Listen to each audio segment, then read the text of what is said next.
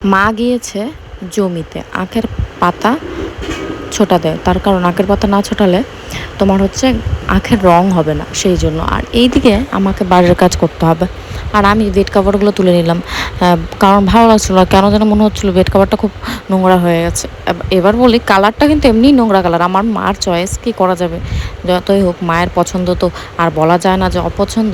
সেই জন্য আমি চলে এসেছি ঝটপট করে বেড কাভার ধুতে। আর কিছু কথা আমি বলি, অনেকের অনেক সমস্যা আমার ভিডিও নিয়ে।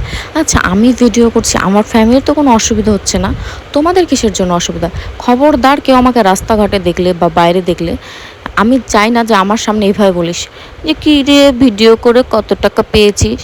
আমি যত টাকা পাই বা না পাই সেটা পুরোটাই আমার পার্সোনাল ব্যাপার, আমি কাউকে জানাতে চাই না যে আমি কত টাকা পেয়েছি কি পাইনি, ঠিক আছে? ওই রাস্তাঘাটে দেখে আমাকে টিটকারি মারবি না, ঠিক আছে? আমার ভালো লাগে, এটা আমার কাজ, তাই আমি কাজটা করি, তোদের কাজ তোরা কর, কিন্তু আমাকে নিয়ে আমার ভিডিও নিয়ে একটাও ফালতু কথা বলবি না, আমার একদমই পছন্দ না, বলে দিচ্ছি নেক্সট টাইম থেকে।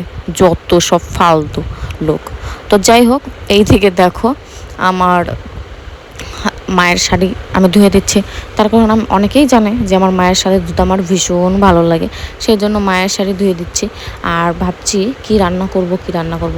তো মা আগের দিন মাছ এনেছিল, তো ভেবো না আজকে মনসা পুজো দেখে আজকে আমি রান্না করছি, কিন্তু এই ভিডিওটা 4-5 দিন আগেকার শ্যুট হয়েছিল, সেটাই আমি আজকে এডিট করে পোস্ট করছি। তো এদিকে আমি রান্না বসিয়ে দিয়েছি, আর আমি আজকে গাঁঠি দিয়ে মাছ দিয়ে রান্না করব, আর হচ্ছে আলু, পটল আর উচ্ছে দিয়ে আর করলা দিয়ে ভাজবো, কারণ মানে মোটা মোটা করে একটু বেশি করে তেল দিয়ে এই কালো জিরা সোমবার দিয়ে বা পেঁয়াজ সোমবার দিয়ে ভাজলে খুব ভালো লাগে। আর দেখো আমি সব কিছু নিয়ে নিয়েছি একটা দুটো করে, আর এদিকে গাঁঠি সেদ্ধ বসিয়ে দিয়েছি। তো যাই হোক, কে কোনটা খেতে ভালোবাসো অবশ্যই জানাবে, হ্যাঁ? আমি কিন্তু সবটাই খেতে ভালোবাসি, শুধু মাছেরটা একটু খেতে খুব একটা পছন্দ না। আর এইদিকে দেখো, তোমাদের সঙ্গে গল্প করতে করতে আমার রান্নাটা প্রায় অনেকটাই হয়ে গেল, আর এরকম আমি মোটা মোটা কেটে নিয়েছি। আর এইদিকে দেখো আমার গাঁঠি সেদ্ধও হয়ে গেছে। আর আমার না হালকা মশলা আর হালকা তেল দিয়ে রান্না করতে ভীষণ ভালো লাগে, তেল মশলা যত কম খাবে শরীরের পক্ষে কিন্তু ততই ভালো।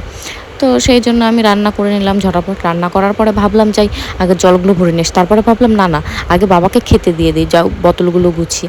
আর সেই কাজে এক করে ফেললাম, বাবাকে খেতে দিয়ে দিয়েছি, আর এদিকে আমি বোতলগুলো গুছিয়ে বাসনগুলো ধুয়ে নিচ্ছি, কারণ আজকে মা বাড়িতে নেই, মার সব কাজ তো করতে হবে। আর এইদিকে মা এসে আমাকে কী বলছে জানো?